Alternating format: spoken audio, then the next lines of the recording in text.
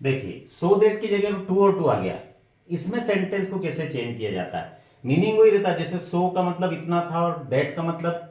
की था, यहाँ इस टू का मतलब इतना और इस टू का मतलब की है, बात लगभग एक ही है, बस हमको करना ये होता है, थोड़ा सा चेंज है।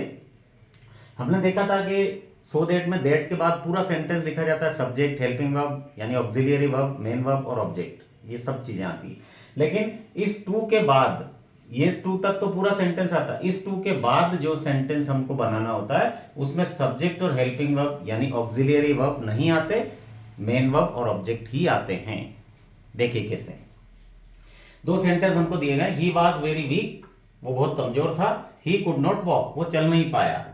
इसको टू और टू में बदलने के लिए दिया गया था, है ना। तो 2017 में 12th में ये आ चुका है, ठीक है। तो हमको क्या करना है, सबसे पहले तो ये वेरी काटना है, वेरी की जगह इस टू को लिख देना, जैसे सो दैट में हम सो को लिखते थे, इस टू और टू वाले में इस टू को लिख देना है, ये बीच में वीक आ जाएगा, इस टू इसके पीछे टू आ जाएगा, टू के बाद ये सेंटेंस पूरा नहीं जुड़ेगा। अब इसमें से हेल्पिंग वर्ब भी हट जाएगी,